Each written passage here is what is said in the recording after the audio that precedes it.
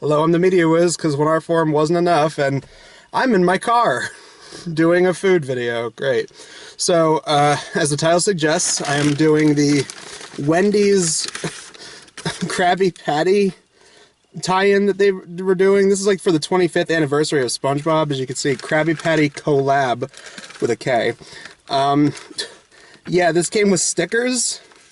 I don't know why. Yeah, to celebrate the 25th anniversary of SpongeBob right there. I find this incredibly weird because it's like Paramount, of all the places they could have gone to do this, they went to Wendy's of all places. Like SpongeBob and Burger King were like the biggest thing when I was growing up, so I'm surprised they just didn't go there.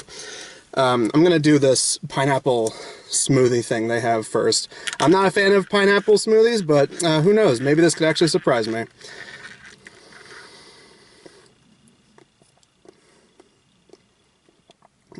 Got a fruity flavor. Not gonna deny that. It has a fruity flavor, all right. Turning on the AC right now. It's really hot outside. It's like 70 something in the middle of October. I'm actually really surprised that I like this because I'm not the world's biggest fan of pineapple or pineapple smoothies, but you know what? That's not terrible. It has a nice fruity aftertaste. But onto the main event, to the burger itself. And it also came with just a regular thing of fries. So, let's see how an honorary Krabby Patty looks.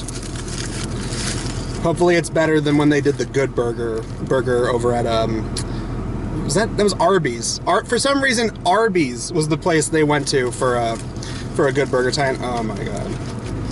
Oh yeah, look at that. Look at that. That's a Krabby Patty, alright? I specifically remember them saying that the Krabby Patty had sesame seed buns, so that's a little disappointing. Well, it smells like your average burger. You can smell it from here already. A lot of people have been saying this is just a Dave's single, which is like the Wendy's equivalent of like a quarter pounder. But I'm not the world's biggest fan of, like, you know, onions, or especially not pickles. And I hear that they have some kind of special sauce that's supposed to make this a Krabby Patty. The special Krabby Patty secret formula sauce. So, alright, let's give it a shot. SpongeBob, don't fail me now.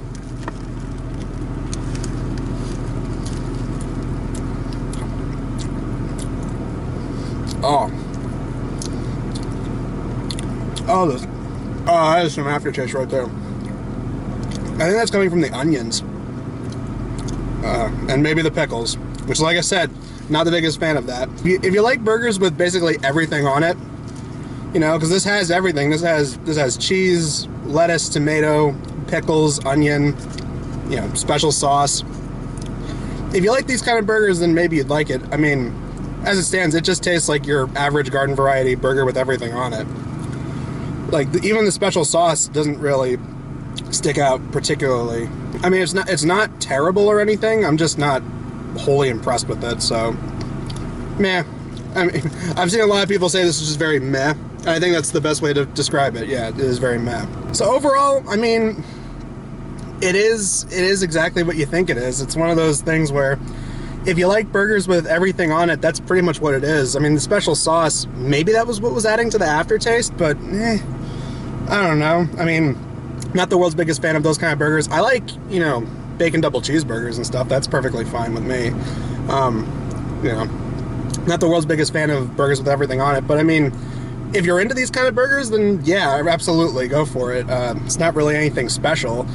I guess it's a little bit better than the good burger they had at Arby's. Again, I'll never get over why Arby's was the place they went with. Arby's is a roast beef sandwich place. You got the big ones, right? You got the big companies, the big boys. You got McDonald's, you got Burger King, and for some reason they went with Arby's. Or in this case, they went with Wendy's. Wendy's at least makes more sense because Wendy's is a hamburger place. So, I mean, otherwise, didn't really make a huge impression. Like the special Krabby Patty secret formula sauce or whatever didn't really offer a whole lot. So, but that's just me. Now, I would end things here, but I decided to combine some footage for other food videos I filmed and just put them together for this video. So, it's not just the Wendy's Krabby Patty burger we're talking about. First up, here's some footage of me trying the Mc10 35, which is a secret McDonald's menu item. So I'm currently at McDonald's in my car, like a typical food reviewer, and yeah, I decided I was finally going to do a video on the Mc10 35, which I've always wanted to do a video on, but never got around to. It's one of those McDonald's secret menu items. Like, there's also the McGangbang, which is like, I think that's a McDouble with a chicken sandwich, I believe. But yeah, Mc10 35, I remember a bunch of food reviewers did it back in the day. I remember even Hero of Tomorrow did a video on it. So I got very curious and I wanted to do one. So I'm going to make my own and see how it tastes. Okay, so what you're supposed to do is you're supposed to take off this right here. And I believe you're supposed to put it like upside like that.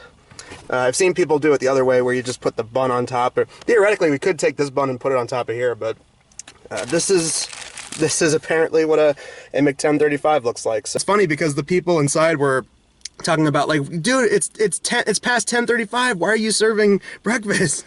Not to me. It was somebody in the drive-thru. I thought that was really funny. But all right, let's see how this tastes.